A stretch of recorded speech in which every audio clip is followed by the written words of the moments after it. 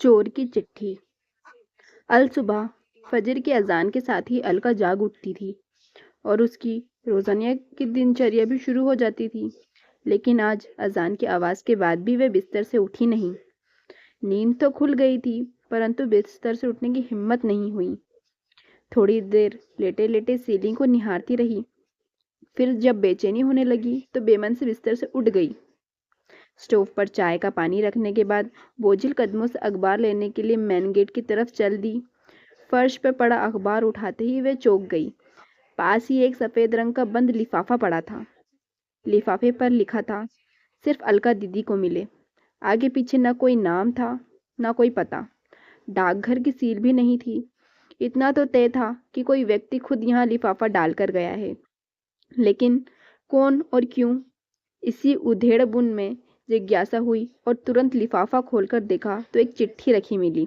चिट्ठी हाथ में लेकर कुछ पल सोचती रही कि पढूं या फेंक दूं। न जाने किसने लिखी है और इस तरह रहस्यमय तरीके से चिट्ठी भेजने का मतलब क्या? बिना पढ़े फेंक दी तो हजारों सवाल जहन में कोलाहल मचाते रहेंगे। एक झटके में उसने चिट्ठी खोलकर पढ़ना शुरू कर दी।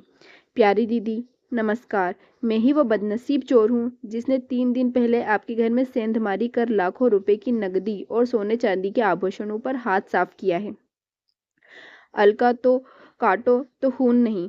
पहली लाइन पढ़ते ही अलका का चेहरा गुस्से से तमतमा गया। पिछले 3 दिनों के दौरान हुआ घटनाक्रम तेजी से आंखों के सामने घूमने लगा। मैं जानता हूँ मेरा इकबाल जुर्म आपके गुस्से को 7वें आसमान पर ले जाएगा और थोड़ी हैरानी भी होगी कि एक चोर आपको चिट्ठी लिखने की हिम्मत कर रहा है। आपका गुस्सा होना बेहद लाजमी है। आपकी जीवन भर की जमा पूंजी चुराकर मैंने आपको और आपके परिवार को हर सदस्य के सपनों का हरण किया है।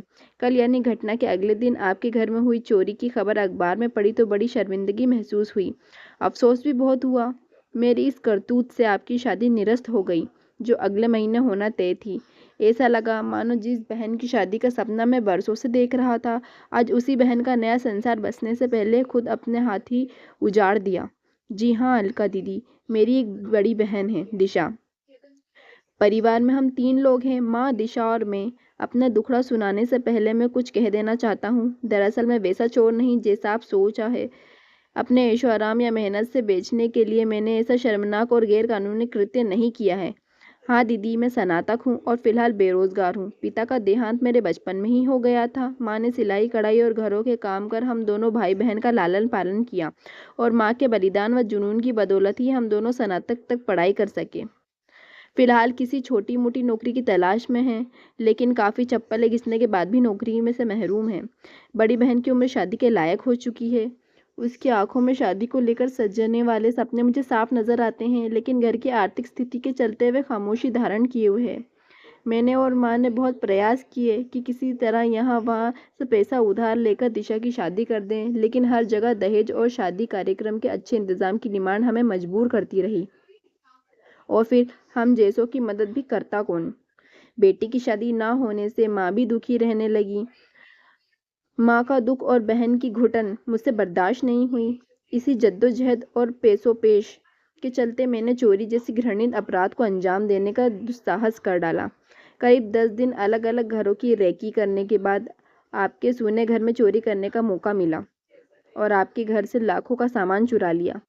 मैं खुश था कि अब धूमधाम से दिशा का विवाह कर सकूंगा। उसके सपने पूरे हो जाएंगे। साफ है कि चोरी की बात मैंने ना तो माँ को बताई और ना बहन से जिक्र किया। हाँ, इतना भर जरूर कह दिया कि अब घबराने की जरूरत नहीं है। अच्छा लड़का देखना शुरू कर दो। शादी के लिए रुपए व आभूषण का इंतजाम मैं किसी तरह से कर दूंगा। माँ व बहन दोनों ही बहुत खुश हुए। इतने खुश हुए कि उन्होंने ये भी नहीं पूछा कि बेटा इतने पैसों का इंतजाम कहाँ से और कैसे करेगा। शादी की बात सुनकर तो दिशा का चेहरा शर्म और खुशी से दमक उठा। उसकी खुशी देखकर मैं गदगद हो गया। पहली बार एहसास हुआ कि अपनी जिम्मेदारी और कर्तव्य का निर्वहन करना कितना सुखद और मन को आनंदित करने वाला होता है। बहन की शादी कर हम दोनों माँ बेटे मानो चारों धाम की तीर्थ कर लेंगे। लेकिन क्या एक बड़ी बहन की जिंदगी उजाड़कर दूसरी बहन की खुशियां खरीदी जा सकती हैं? आपकी आंखों से बहुत आंसुओं से मेरी बहन के जीवन में कभी खुशियों की बारिश नहीं हो सकती दीदी। मनुष्य को इतना भी निर्दयी नहीं होना चाहिए कि वह अपनी खुशियों के लिए दूसरों का घर संसार उजाड़ दे। दिशा के भाग्य में यदि शादी की खुशियाँ लिखी होंगी तो वह हर हाल में उसे मिलकर रहेंगी। बड़े बूढ़े कहते भी हैं कि भगवान ने सबकी जोड़ियां बनाकर ही नीचे भेजा है। मैंने सोच लिया था कि आपके सारे रुपए और एक एक आभूषण आपको लौटा दूंगा। कल दिन भर चिंतन मनन करने के बाद मैंने सामान लौटने का यह तरीका अपनाया है, ताकि आपसे क्षमा याचना भी कर सकूं। हो सके तो मुझे माफ़ कर देना दीदी। मैंने आपका सारा सामान एक थैले में रखकर आपके घर के मैग्नेट से टिका कर रख दिया है। जब तक आप सामान नहीं उठाएंगी मेरी नज़र उस पर जमी रहेगी, ताकि कोई और सामान न चुरा ले। एक साथ कई तरह के भाव अलका के चेहरे पर आकर चमा चौकड़ी करने लगे। चिट्ठी हाथ में दबाए वे बहुत तेजी दरवाजे की ओर दौड़ी। एक झटके से दरवाजा खोला, थैला वहां रखा था।